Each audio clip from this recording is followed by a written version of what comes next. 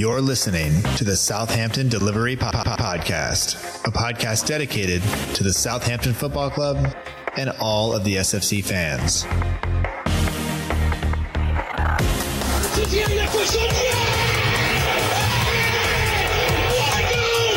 you want to have guarantees, you have to buy a wash machine. Fonte with a scooping header in! We don't lose a match, either we win or we learn. And today we learned.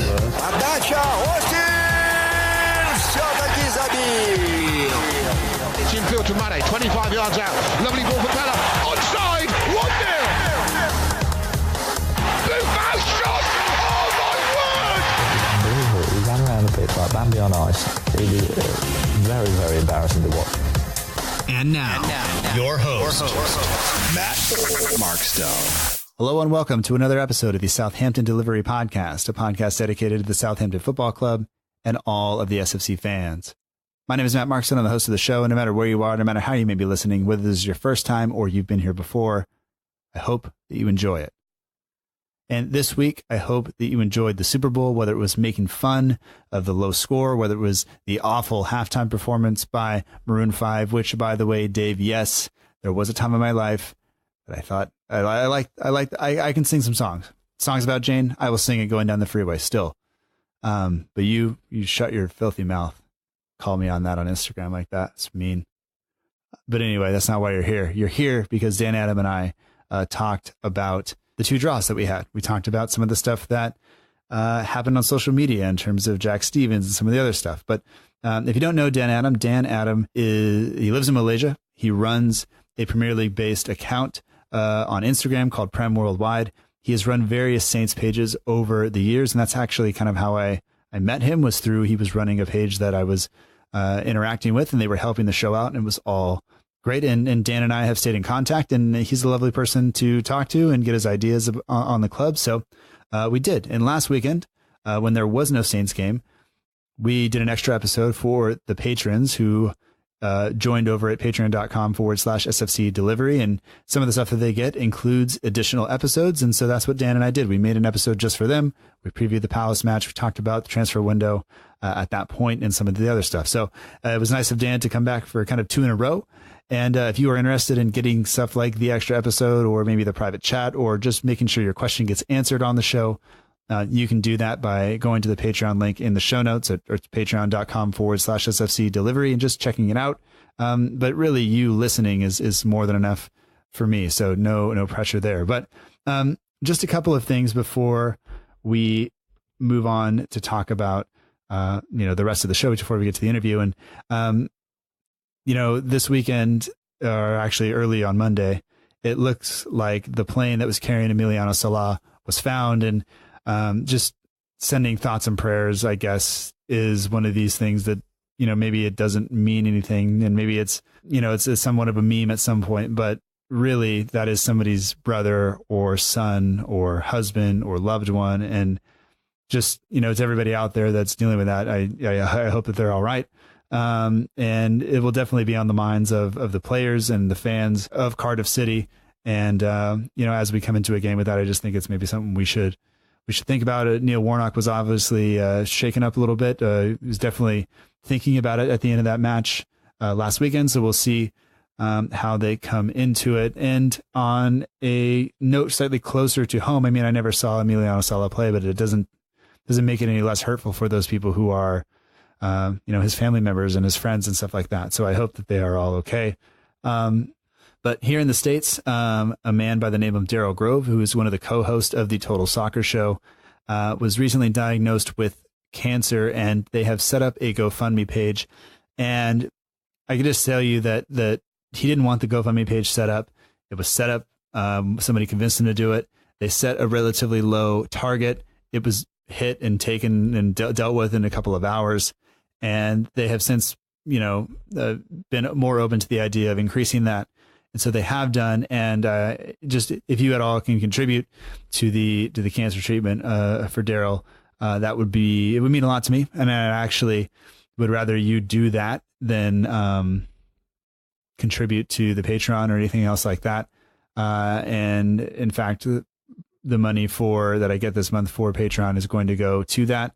My wife and I have donated because we have some family members who have dealt with cancer, and it's a nasty thing. So anyway, that's where that is at. That is not the most positive of news, but it was very nice to see a lot of the people all around the soccer media, football media, come together and support Daryl, who has done a lot. The show, the Total Soccer Show, is a fantastic show, and it's if you haven't listened to it and you live in the States, maybe give it a try. It's well worth it. But obviously, the show's a little different right now with Daryl going through that. So anyway, I don't want to take up a bunch of your time, but I do want to put those things out there. But if you are here, thank you for listening. I hope that you enjoy my conversation with Dan Adam. Remember, he is at PremWorldWide, and here is our conversation. Thank you so much for listening. I'd like to welcome to the Southampton Delivery Podcast, Dan Adam. Dan runs the Premier League Worldwide account. It's at PremWorldWide on Instagram.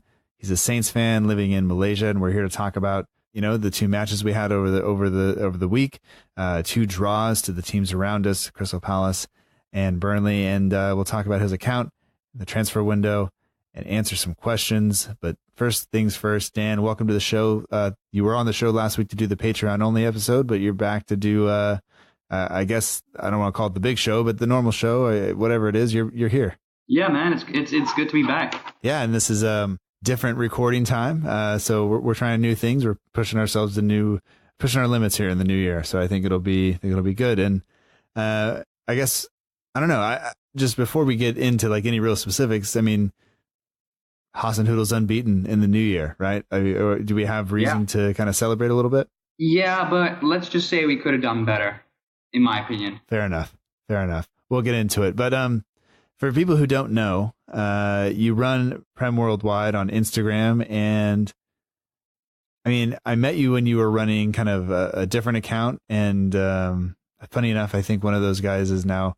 I just started talking to Josh, I believe it is, again. So yep. It's all kind of coming back. But, for you running that account, I guess, first of all, what made you decide to go out and branch off of just a Saints account to run an account to attempt to kind of cover the entire Premier League? Well, I used to be running the Saints FC page on Instagram, and I grew pretty fast on that, but eventually it slowed down, and it was always the same game week reviews and everything. So, I mean, I still post on that sporadically, but I thought, there's more growth potential on a Premier League account. There's more people you can talk to, a wider fan base and everything. And yeah, I mean, been pretty successful so far. I'm already at 3K. Yeah. And congratulations. It's a big milestone. In terms of just challenges for running an account that, I will be honest, I tend to fall behind sometimes on news with the team. I kind of make pretty clear that it's my Instagram, my Twitter, it's not a news account. Like, I'm not trying to break stories or be the first one in. And I think people recognize that. And I don't know. I just the thought of possibly trying to keep tabs on the entire league kind of, I don't know, it blows me away a little bit. Yeah. I mean, I do keep up with like the BBC Sport and everything, but, I only post like big news. Like, sometimes you could call it clickbait, but it's not clickbait because it's like for real, right? It's real. It's not like fake stuff. And but yeah, I post a lot of stuff. I just read the BBC Sport. It's not that hard because I mean I am on Instagram a lot of the time when I have free time.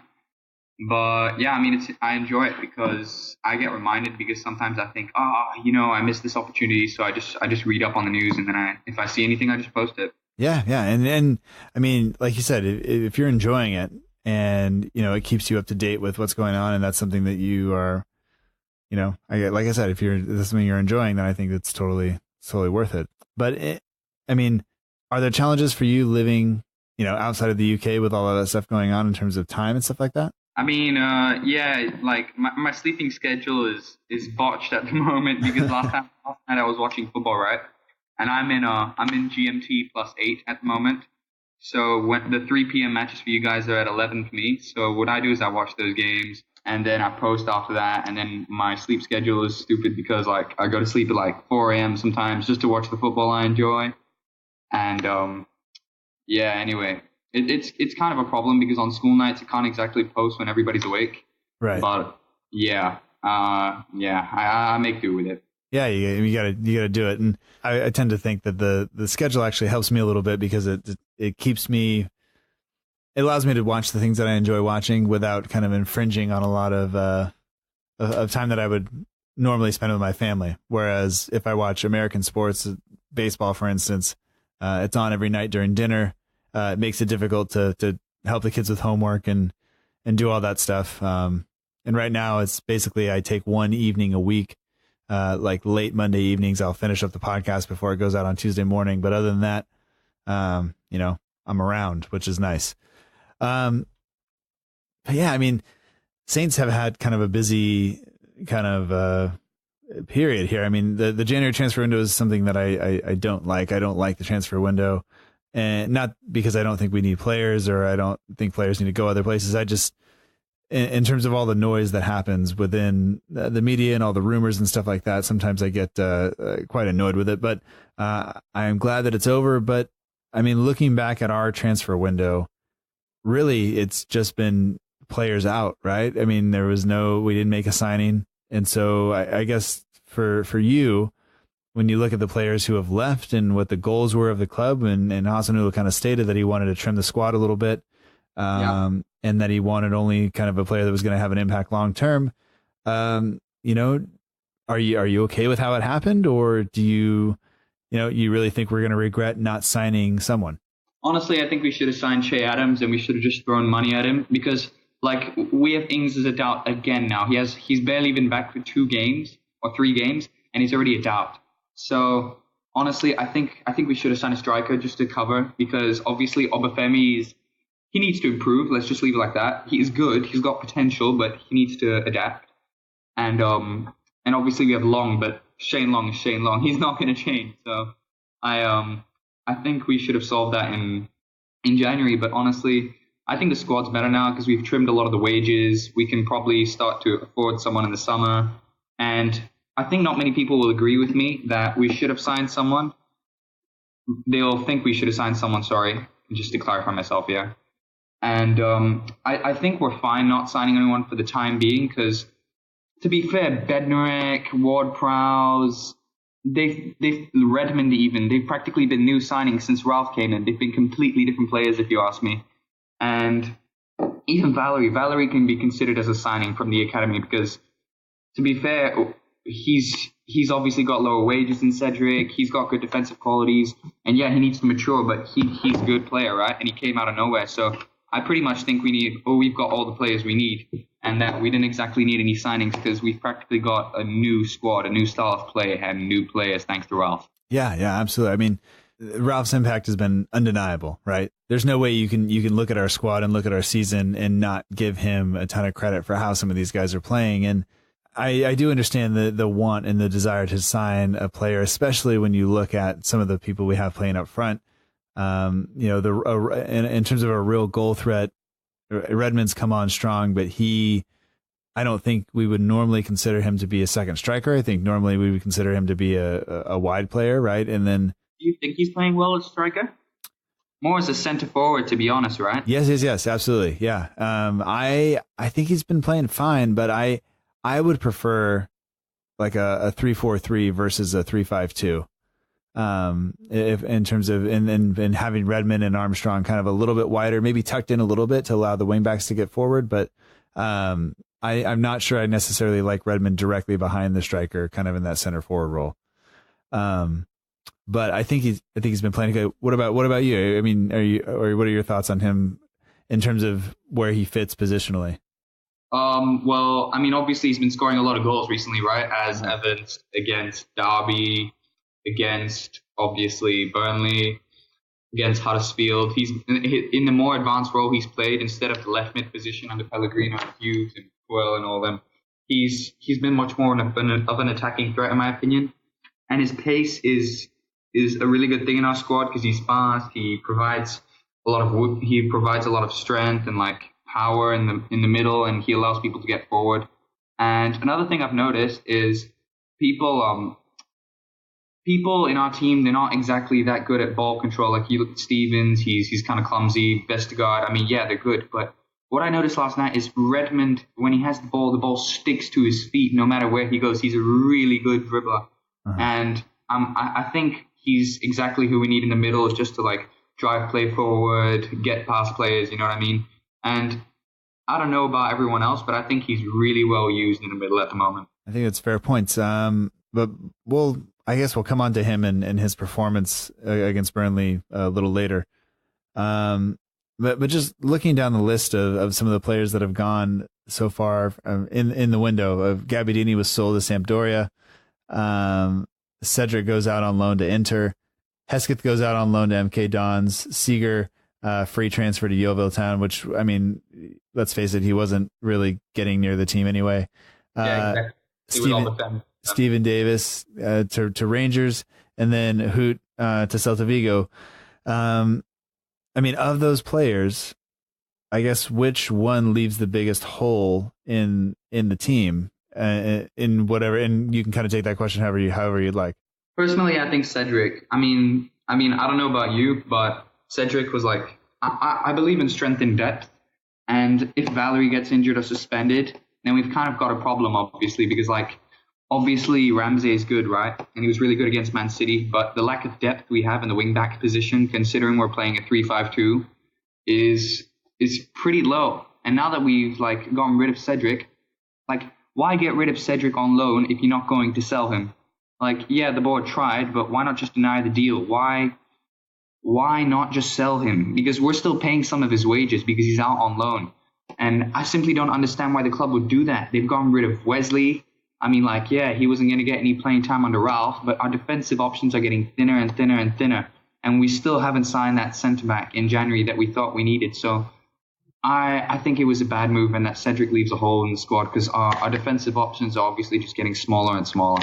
You know, and I could be wrong in terms of the reason some of these guys didn't get sold. And I think part of it is you look at some of the wages that they're on, and I'm not sure teams can absorb them, you know, especially in this window.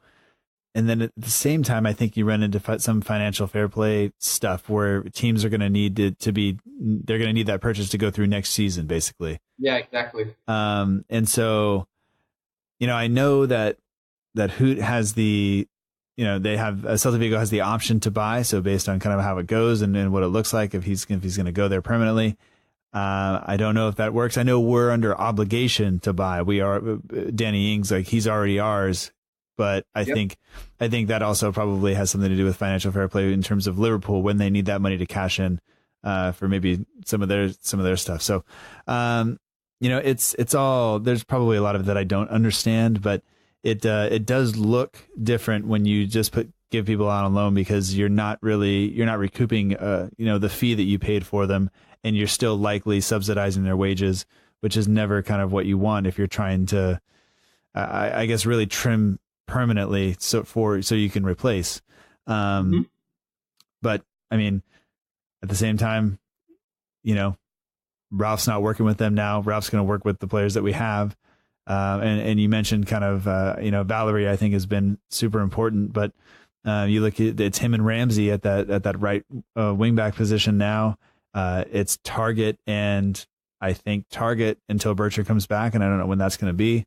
And so it's looking like it to be next game, actually. Yeah. Well, I mean, I was looking at Adam Blackmore. He had said that, Bertrand had been back for training for, some time, and he hadn't yet gotten into the team. And it was just kind of like, well, there was no news coming out whether he's not fit all the way or whether Hasenhüttl just preferred to go with Target, or if there was some sort of conflict or whatever. So it's just like, man, I hope he comes back into the team when he is ready and, plays well. Cause Target, maybe I'll just say this. The fan base sometimes seems to, we seem to turn on players relatively quickly. And I agree with that. Bang on. And sometimes it's understandable. I was frustrated today, but there were a lot of people that were getting on Stevens. I think a lot of people were getting on Target, a couple of games ago. And I think some of the things that he's done on the left side have been just fine. Like he delivers a good ball. He gets forward. Sometimes he loses the ball sometimes, but it's kind of what I don't know. It's kind of expected, I think. But But yeah, we'll come on to that with when we get talking about today's match, because I think the Stevens things needs to be kind of addressed. But if we can kind of think back to midweek here, against Crystal Palace at home, we managed to beat them under Hughes. We beat them under Puel. Both games, I think, were away. And, I just thought that coming into the game, this is one of the first games I wasn't able to watch because of the new work schedule. So I was thoroughly frustrated, but you just kind of got to deal with it. Yep. The team comes out with what looked to be a 3-5-2. You had Ward-Prowse, Romeu, and Højbjerg all playing in the middle with Redmond and Ings up top. But coming into that game, obviously we wanted to pick up some points against Crystal Palace because it would help put some another team between us and the relegation zone and some more distance between us and the drop. So when you saw that team, was there anybody in that team or anything there that you were maybe questioning, or were you okay with that? I thought the game was pretty important, and thing is, I didn't think we played very well for the first 70 minutes until we kicked into gear finally. And that Prowse goal was really undeserved in my opinion. Like, I personally think we deserve to lose, even though I want us to win.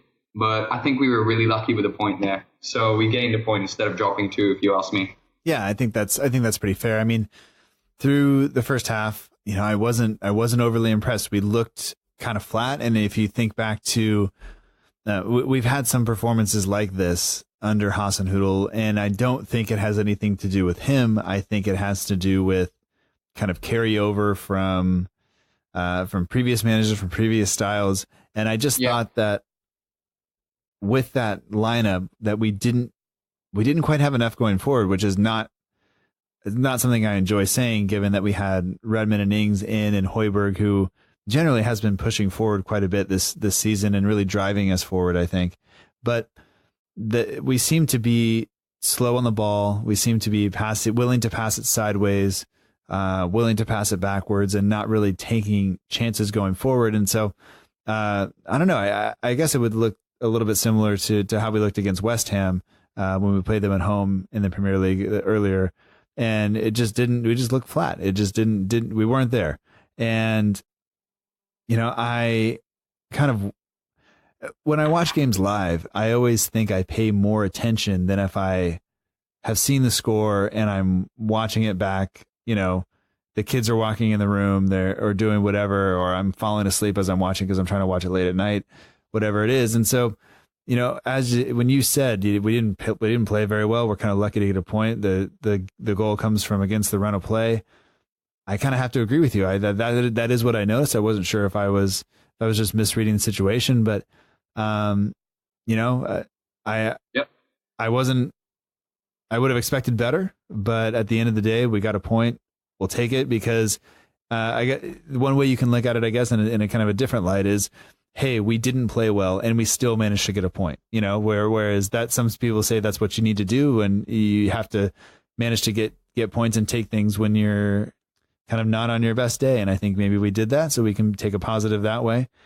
I mean, trying to think about all of the different things that happened in that match. And I want to say that we looked a little bit better when we made the switch and pulled Valerie, and we kind of switched up the formation slightly. I think we became a little stronger when we did that. Yeah, I mean, Valerie's more defensive, right? He's not exactly like Cedric, like he puts crosses in the box and everything.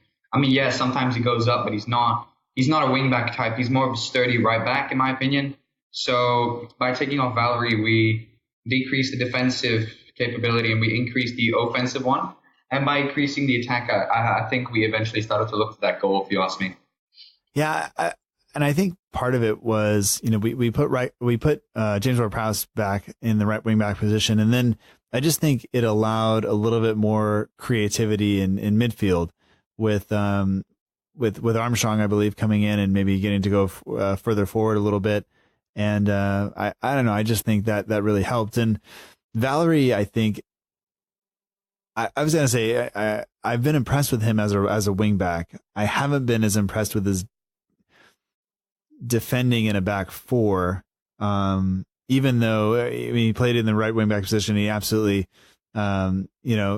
kept Hazard in his pocket all match against Chelsea. So his defensive abilities are definitely there, but for some reason, maybe it's positionally, maybe it's not having the extra cover of the right-sided center back in a 3 when he plays in a 4. Maybe that is part of the of what gave him some trouble. But it just seems like in those instances where we've switched to a back 4, he hasn't looked as comfortable. I'm sure that'll come with time, but another thing that I noticed with Palace is, Zaha gets fouled all of the time, and he is, one of the most fouled players in the Premier League. And there were some fouls on him. Bednarak had one on him, and a couple other guys. We just kind of left it in on him a little bit, and you kind of notice the game getting more and more chippy, in terms of players putting tackles in and maybe leaving it in a little bit. And I don't know if you'd picked up on that when you were watching or not. Yeah, I did. I mean, relating to your earlier point, I think Valerie needs the leadership of a 3-man defense because, he's a youth player and he needs to be able to be supported a bit. He can't exactly handle an entire left wing on his own. So when he's on the right back position, I personally think he needs a bit of support. Yeah, but I agree with what you said overall. I mean, looking at Palace's goal, I guess, is a good kind of place to go from here. I will say that I've been generally impressed with Vestergaard. I think he's been solid enough. He is not he's not Van Dijk. I don't expect him to be Van Dijk, but for sure he's much better under Hasenhüttl than Hughes. We can be sure of that, can't we? Yes, and I think he's fitted in nicely. But for the Palace goal, I know Romeu. I mean, all the commentators here were talking about the wonderful refereeing that we saw because he played advantage and allowed Zaha to get a shot away, even though Romeu fouled Townsend. But I think one thing that you may not see is Vestergaard gets completely turned the wrong way. The touch that I'm not sure who it was, whether it was Ayew or Kouyaté or whoever it was, but that touch, it was Kouyaté. Yeah, it just took Vestergaard literally took 2 steps the opposite direction on that turn, and it was. I mean, you don't see that very often, and so I think we can say whatever we want about, maybe McCarthy has to do better, maybe. Whatever it is, but I think Vestergaard has to look at himself there and go like, I allowed that guy the space. And granted, his ball doesn't go anywhere, right? I think that ball gets to. I'm seeing it right now, actually. And to be fair, once the Kouyaté got past him and passed it in, he stood standing. He was walking. He was looking at the goal the whole time. And when the ball went in the goal, he didn't even react. He just kept walking towards the goal. So I think maybe he has, I don't know, you can't see his face exactly, but maybe he has to put a bit more effort into it, if you ask me. You can't get turned like that. Not in your own area. And granted, maybe he's protecting the guy from going, towards the center to where he has a better, or more of an angle on McCarthy or more goal to shoot at, whatever it is. But it just looked bad. When I saw the replay, that's what I was drawn to. And I think, I'll give him praise when it's there and when he deserves it. But that, I think, was maybe as responsible for the goal as anything else was that little thing right there. But I don't know, other things that stood out to you in that first half, other than maybe, for me, there was the chippiness, especially for us. I thought, perhaps Stevens should have potentially been in some trouble, I guess, for a tackle on Townsend. I don't know what you made about that. In the first half, I think the biggest deal was when Bednarik cleared it off the line. He's already done that 2 or 3 times. It's true. So, man, it's really lucky that we have him, and he's obviously really good. Considering he didn't even play under Hughes, it's absolutely amazing to see the transformation we've seen in him as a player. And the first half really showed that because he was really willing. He was probably the best player in our back line that game, and yeah, it was really his defensive performances are really good in my opinion, especially in the first half. It showed. Yeah, and I think Bednarak was in. Let's see, it was the European Team of the Month for January. He was ranked the best center back out of everybody in Europe in terms of his performances. So, it's not going unnoticed. And he's definitely been a team of the weeks. Yeah. I went ahead and just quote tweeted that him being in there with sent it to Mark Hughes, manager extraordinaire on Twitter. Apparently that's not what his account is, which is fine. But I just wanted him to see it. I thought about sending it to the wrong Mark Hughes, just sending it to all the Mark Hugheses, but I didn't think they would appreciate that so much. So I decided just to go with what I did. But I don't know. Going into halftime down 1-0, I thought that was probably fair. Maybe we could have been down even more than that. But I didn't think we looked good, and I wasn't really sure we were going to get back into it. And under my notes here, I just kind of have positives. I couldn't really think of any, which is never a great sign. And then under negatives, I have sloppy, slow, and no or few chances created. And yeah, we were a bit lethargic, weren't we? Yeah.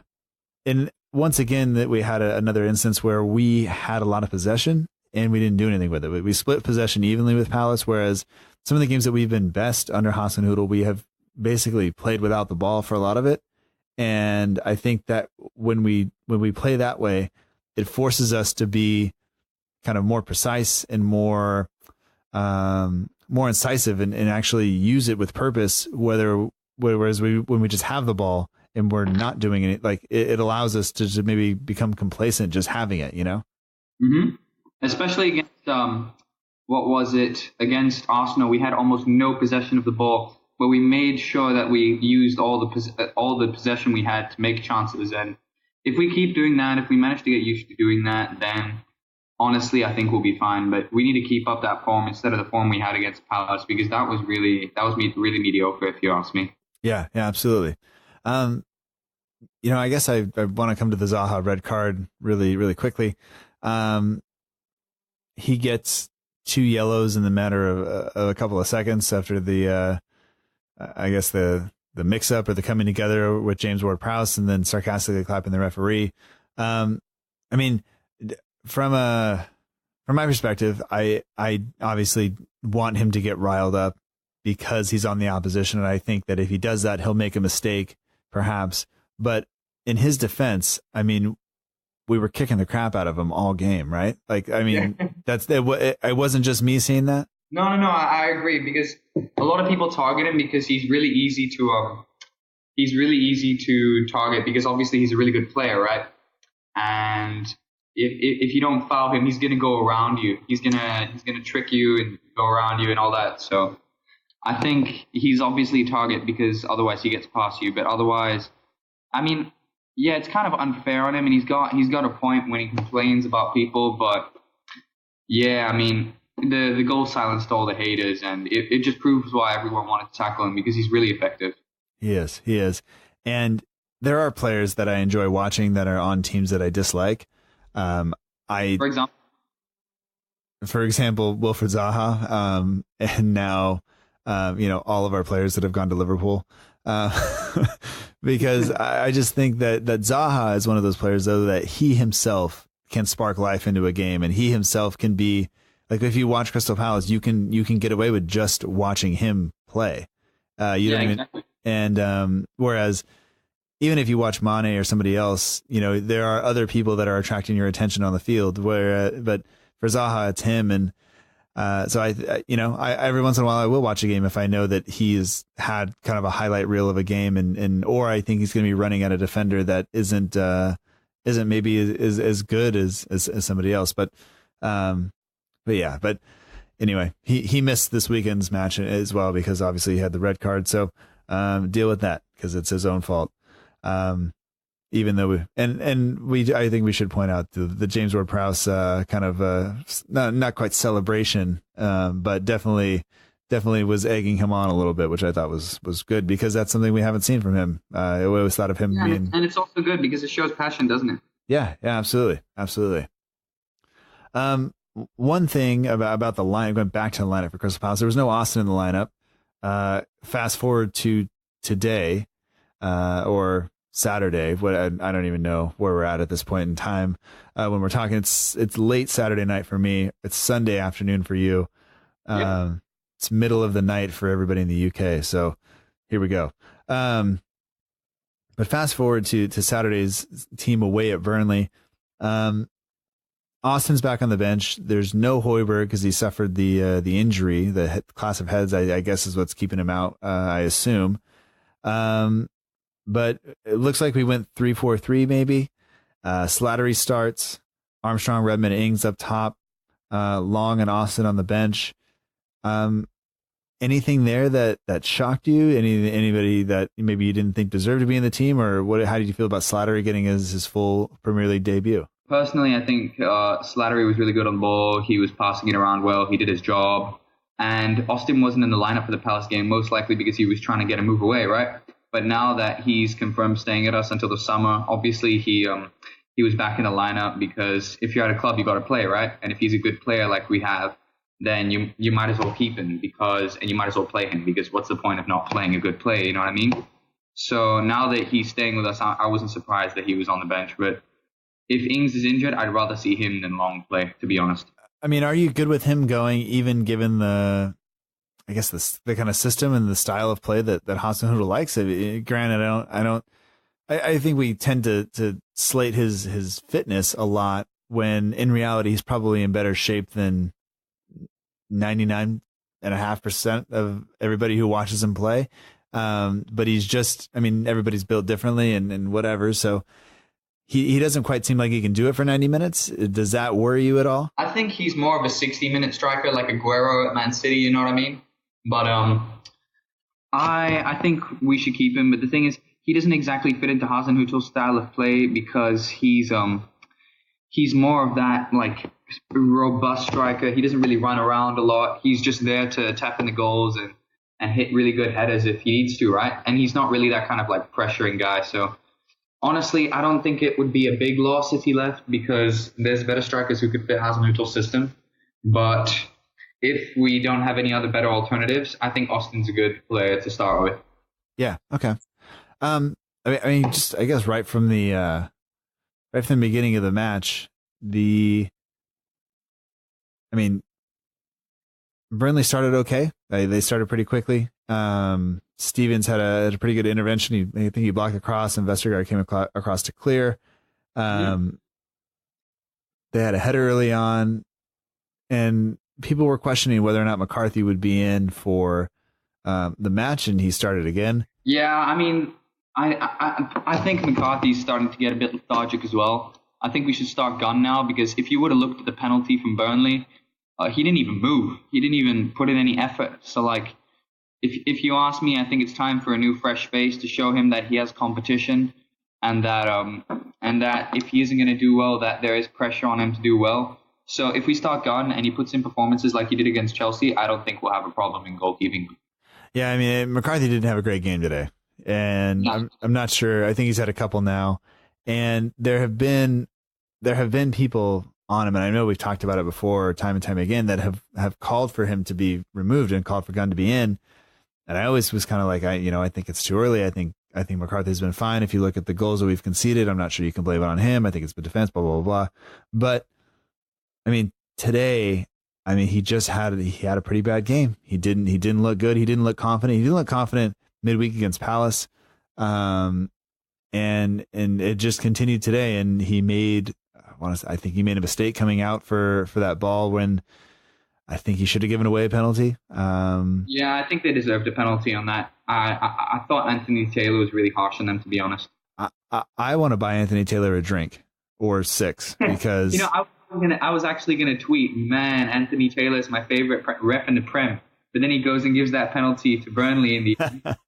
So then I deleted that draft, you know what I mean? Yeah. Well, at halftime, I think I did tweet. Does anybody know what his favorite drink is? Because we owe him a couple, I think. But maybe that comes back into play at the end of the match there. And there was one image I saw. We'll talk about it, but it looked like Crouch maybe had a firm grasp on the back of Stevens' jersey, maybe pulling him backwards, causing his arm to go up in the air. And then he heads it down onto his arm, and who knows? But anyway, I thought Slattery looked pretty good. I thought he got forward a lot. I thought he was he made some runs, and we kind of. I thought other than maybe the first 5 to 7 minutes, I thought we looked the more dominant team most of the first half. And then kind of the same thing in the second half. I thought we were the better team for the majority of the game. And I thought the team were moving the ball pretty quickly. I thought the passing was pretty good. And I thought that there were a couple of chances for us to get on top, but I thought it started to kind of fall apart when Ings went off. When he went off injured and Long came on, I think it took time for Long to get into the game. And I think that at that point, that's when Burnley started to kind of maybe regain a foothold in the match. Yeah. Especially when, because Ings always drives back. He brings other people into the game and he allows us to move forward as well. So I think Long was more like Long is technically a long ball player. He'll chase a long ball. Mm-hmm. He'll run at defenses, which we all obviously know.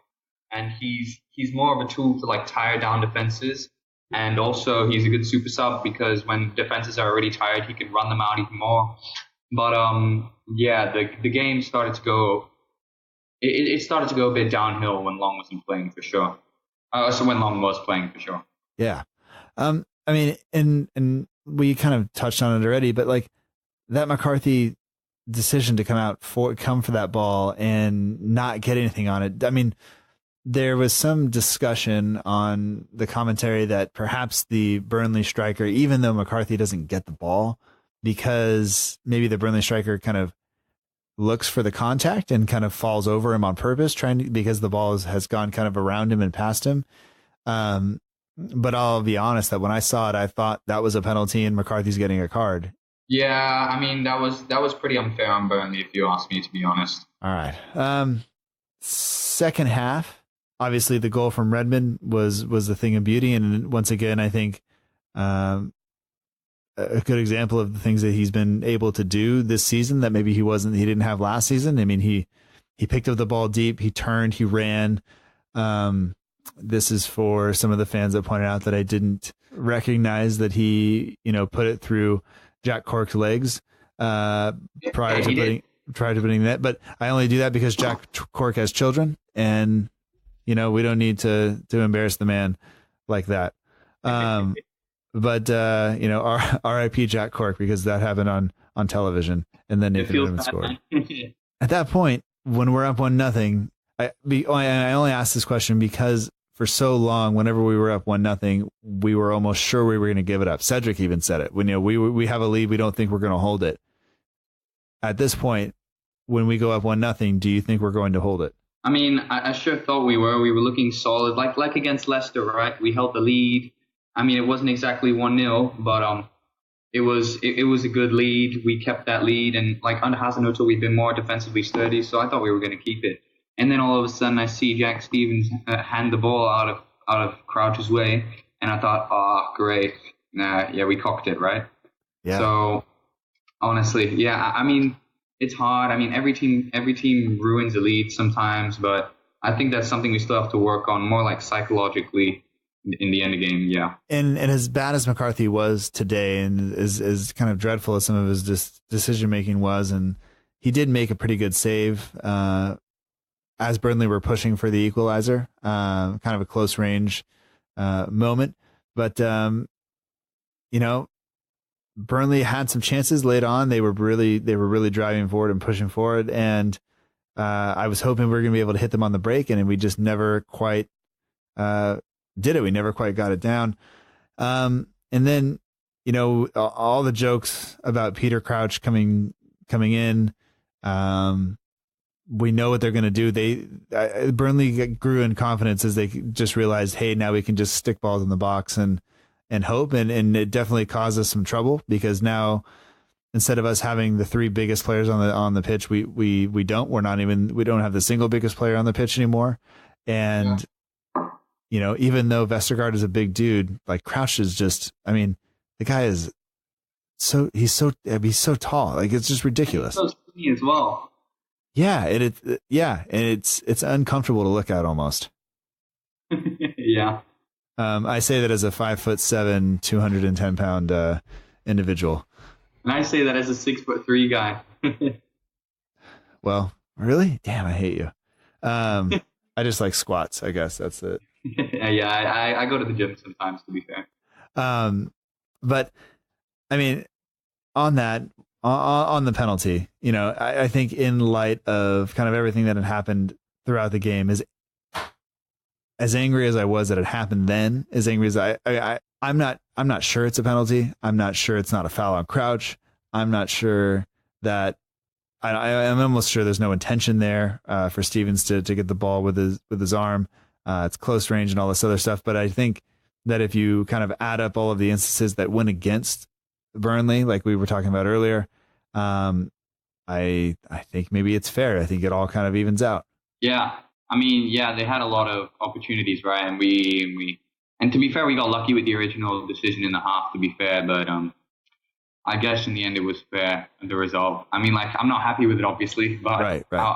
I'll take it, For sure. No, it was, I was trying to explain to my father-in-law earlier today that, had the first one been given, had the first penalty been given, and had they put that away, then for us to come back and score and the game end that way and this last penalty not be given, I think I feel a lot better.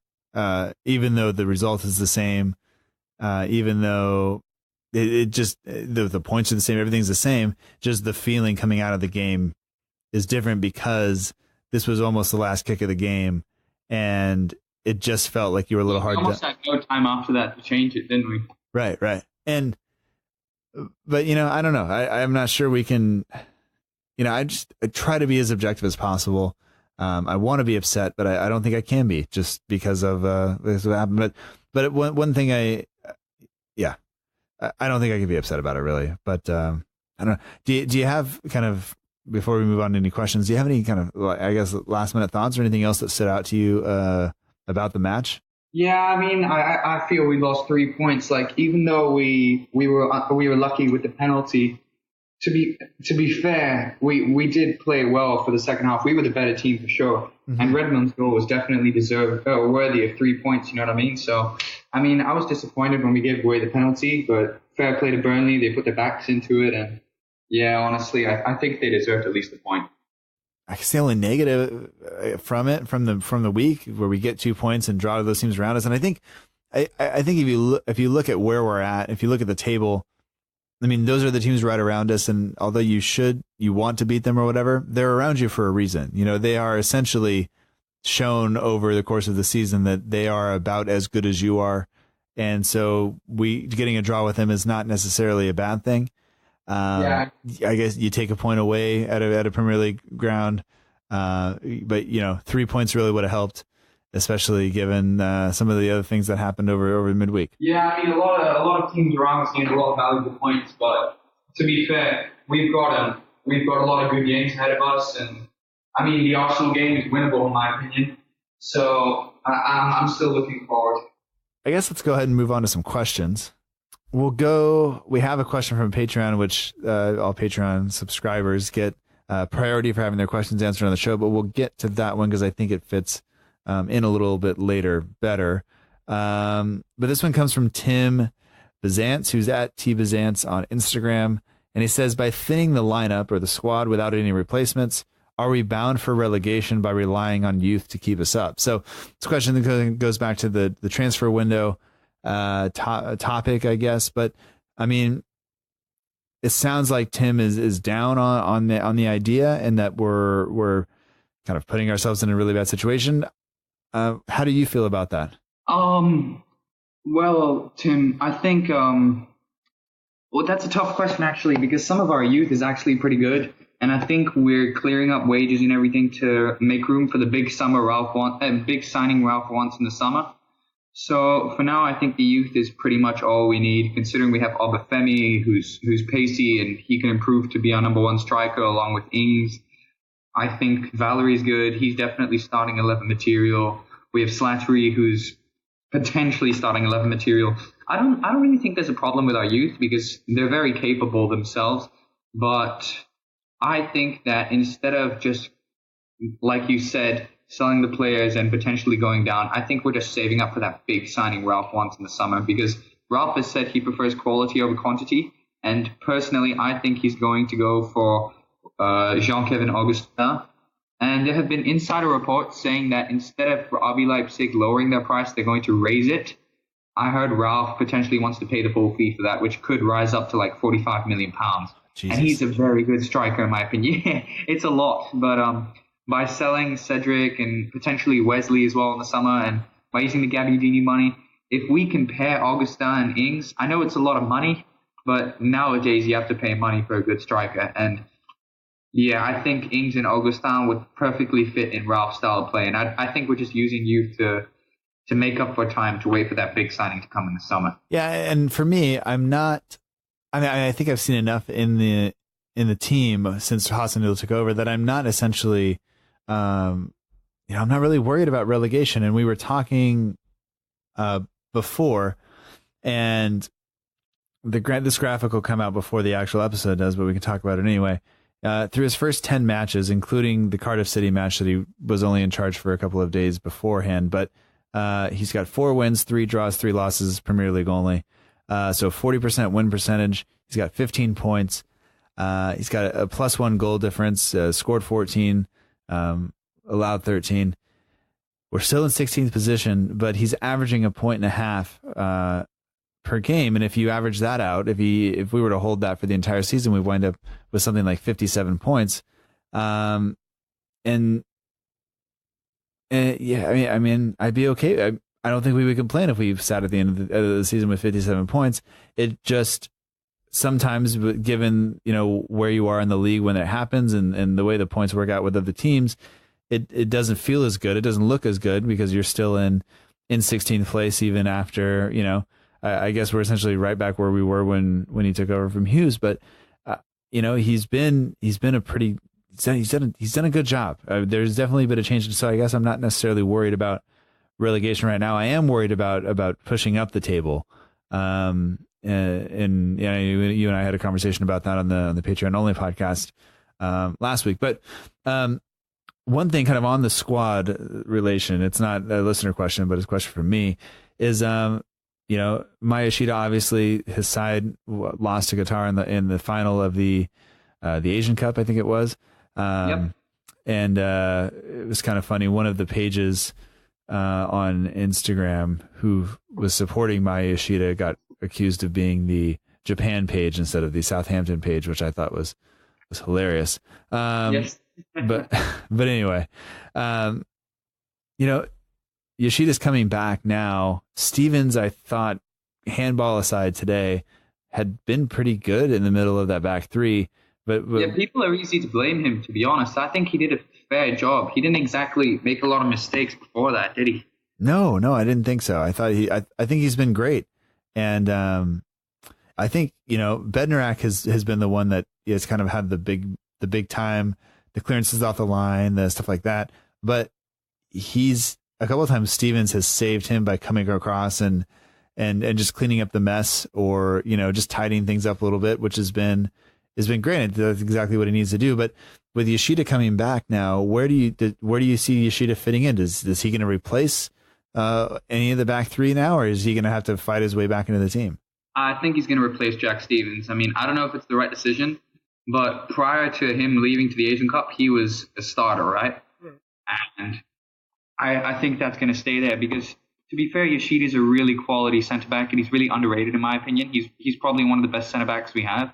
Maybe like on the level of Bednarek, maybe a little less. Like, some people won't agree with me, but I think he's just as good as Bednarek on his day. And I think he'll probably replace Jack Stevens. Jack Stevens will most likely be fourth choice centre back, if you ask me. All right, now I think that's all right. And I do think that Jack Stevens is a little better than Yoshida is on the ball, but I think in terms of leadership in the back line and things like that, I think Yoshida is definitely the guy there. So moving on to a question from one of the patrons over at patreon.com/SFC delivery. You can sign up to be a patron. One of the things you get, in addition to a private chat on Discord, some Patreon only posts, and potentially an extra podcast per month, is priority for you having your questions answered. So Kevin has sent in this question. He says, social media, the negativity on there is astonishing sometimes. Do you think the players and staff take any notice of it? And he kind of goes on to say, like, if so, it can't possibly be helpful. And I think about people just tagging Fraser Forster in posts and telling him he's terrible. going back a ways. I think of people doing it the same thing to Nathan Redmond, to Wesley Hoot, to, I think Jack Stevens was tagged in quite a few today. And I know I've talked about it on here before, that it's, there's a person on the other side of that handle. There's a guy who's going to come back to his locker after he takes a shower, after he does his recovery stuff and whatever. And sure, he's probably going to get in his nice car and drive home, but he's also going to have to see what people have said about him. And, I've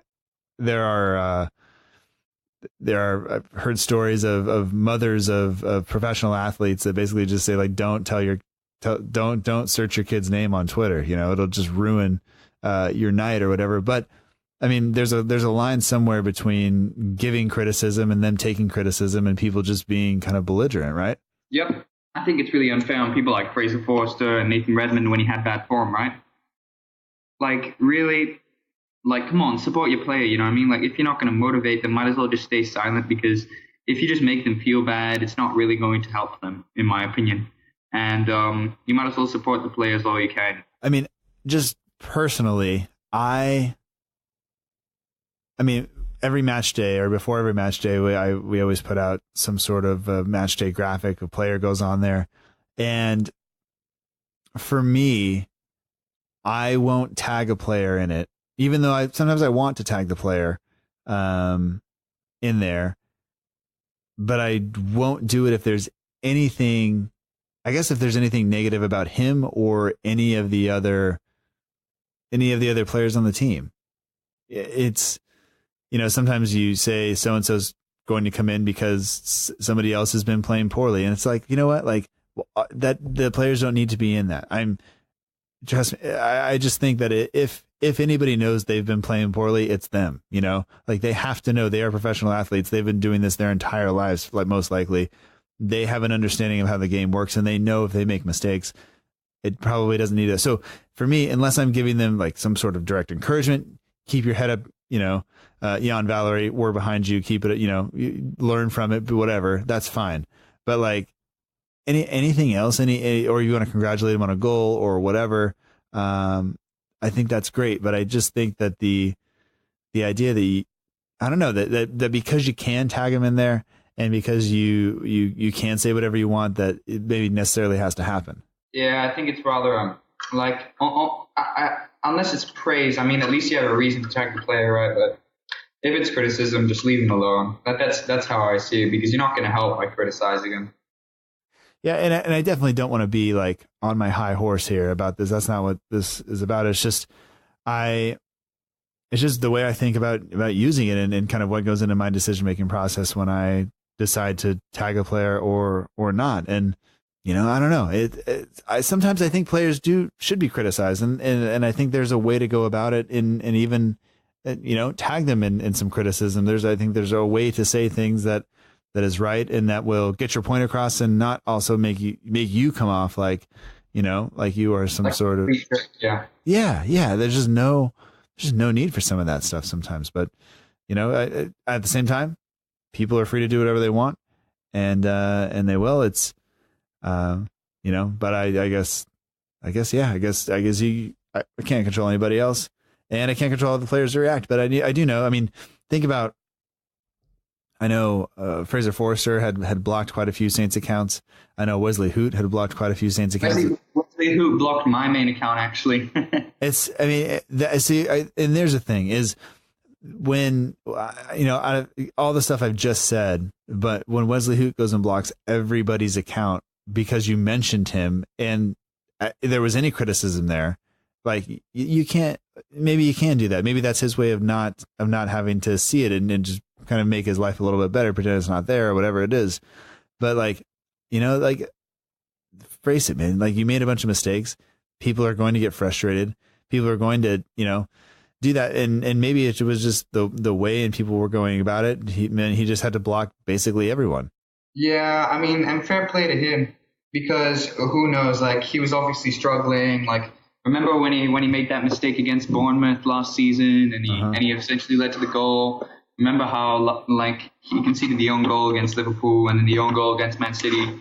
Like, Wesley Hoot was getting a lot of hate, obviously. And yeah, I mean, like I would have done exactly the same. But like obviously it was to a big extent, but he just didn't want it to affect his playing. You know, he just wanted to live his own life. He doesn't care about people on Twitter.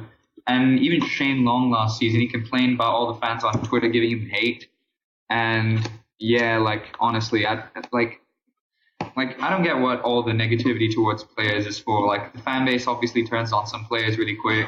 Some people, they complain. Some people say Redmond was about race. Some people say Forster was about faking depression to get into the team. I disagree with all that. I mean, like, just let the players do their job. You know what I mean? Yeah. Austin's had some run-ins with people online as well. And I was going to say that Wesley Hoot now, since he's gone to Celta Vigo, has begun posting on Instagram again, which is something that he wasn't doing a lot of when he was at Saints the last few months. But looking forward, we have Cardiff, we have Arsenal, we have Fulham, and then the matches get a little bit tougher after that. Not that the Arsenal match isn't tough, but obviously we've proven that we can play with them a little bit. We'll see what kind of form they're in by the time that game comes around. But so definitely some big games on the horizon for us. But you have been great, and thank you for doing this. I know we got messed up with the time a little bit, so I apologize about that. But I know it was my fault anyway. No, it's all good. It's all good. But it's nice that we got it done. We're in, and the show keeps rolling on. The Saints will keep rolling on, and I'm sure Prem Worldwide will continue to roll on as well. Well, I hope so, man. So if people want to follow you, they can head on over to Instagram and check out Prem Worldwide, and also the links to those or to that profile is in the show notes, and also your Twitter profile is also down there, so people can get in contact or give you a follow if they want. Definitely. But I just want to thank you again for coming on. It's been a blast. It's always good to talk to you and get a different perspective on things. And I wish you kind of all the best, and we'll hopefully stay in touch. Yeah, I hope so, man. It was great being on the show. Yeah, we'll talk to you next time.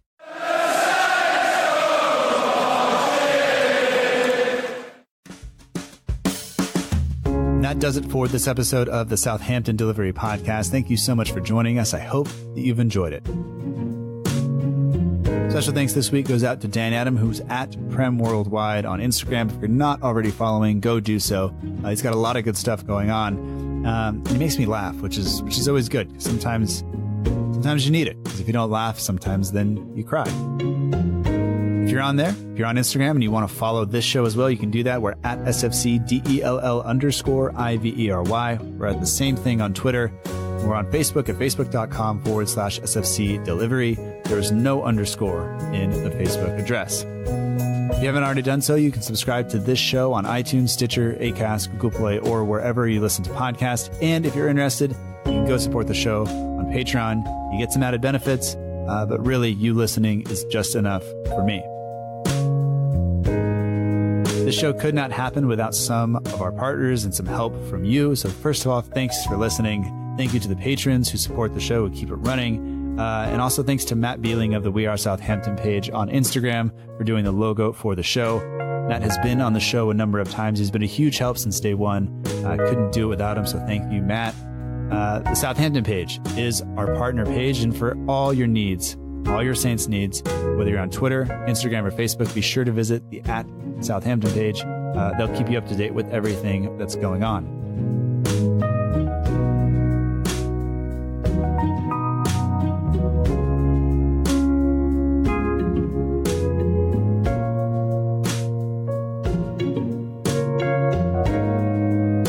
All music for the show comes courtesy of the Free Music Archive at freemusicarchive.org. The intro song is Epic Song by Boxcat Games, and the end of show credits that you're listening to right now is Aim is True by Poddington Bear. Links to those are in the show notes if you are interested at all.